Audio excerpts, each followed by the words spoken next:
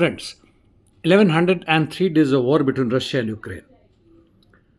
After Zelensky's failed visit to USA, where he was either thrown out from the White House by Trump or he himself, keeping so-called the national pride, returned back and went to UK, where he was warmly welcomed by Starmer. There are two views. One, that Zelensky failed. Number two, that Zelensky was a patriotic, a hero who did not bow to the US imperialism. Both the views are absolutely one sided. Well, let us see what is happening on the ground. In south, in Velyka Novosilka direction, Russians have taken over Burlatskoye and even Skudnoye.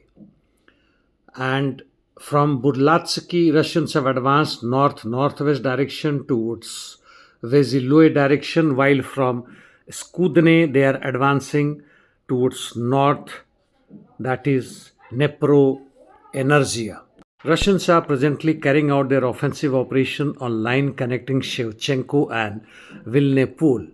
Coming to east, in Kurakhov-Pokrovsk direction, fight is on, especially for Constantinople. Russians' offensive operation continuing from three sides and from northwest and west of Andrivka and towards Petropavlovka. Coming to Pokrovsk, fight is on in southwest and east of Pokrovsk and north of Vozdvizenka. In Toretsk, Ukrainians' counteroffensive is progressing and fight has reached even in the Toretsk city from 2 to 3 directions, while in Chasov, Russians are advancing in southern part of the city and approaching Stupochki. In Chasov, fight is around Bilohorivka. Coming to northeast Ukraine, Russians have extended control zone and continuously advancing from Kalinovo area and north of Kupyansk, that is the Vorikna area. As far as Lyman, Kremina direction is concerned, positional battle is on, and similar is situation in north Kharkiv, that is Slobozansky direction. No territorial changes as far as Volchansk and Liptsy are concerned.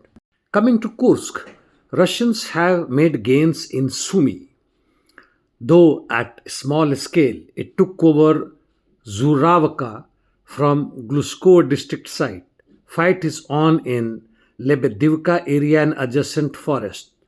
Russians have made gains almost 700 meters in Malaya Lokanya area. Ukrainians carried out counterattack in Kurilovka but no success.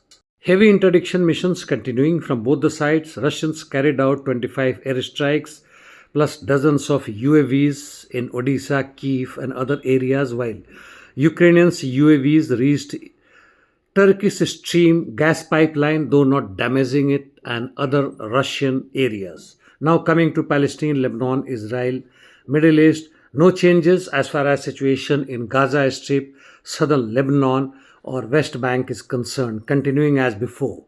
Syria, IDF carried out airstrikes and also USA carried out airstrikes killing Syrian militant.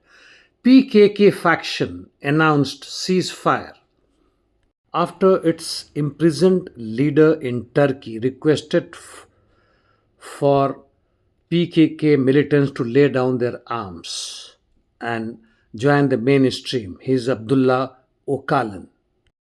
In Sudan, Bahri Front, the Sudanese armed forces made good gains in Al-Hazi, Yusuf, Dar al-Salam and Al-Fayha districts. Huge protests were witnessed by thousands in support of Calin Georgescu in Bucharest, that is Romania. He had won the last year election but was annulled by the pro-European Union US Romanian government over so-called Russian interference in the election. Another protest took place by the Ukrainians in Times Square, demanding USA to continue arming Ukrainian armed forces. They were supporters of Zelensky. In fact, they must return back to Ukraine to join the Ukrainian armed forces voluntarily. In Greece, hundreds and thousands of protesters against the train accident that took place 2 years earlier is happening, where the police atrocities are reported against these demonstrators. Lastly, there are some voices in the United States of America to quit or exit NATO and even United Nations. Very funny, isn't it? But Elon Musk has supported a demand to exit NATO. Changes are visible in the world, but not in the favor of the working people and the exploited and oppressed people in any country or globally. And that's all for the day, friends. See you tomorrow. Thank you.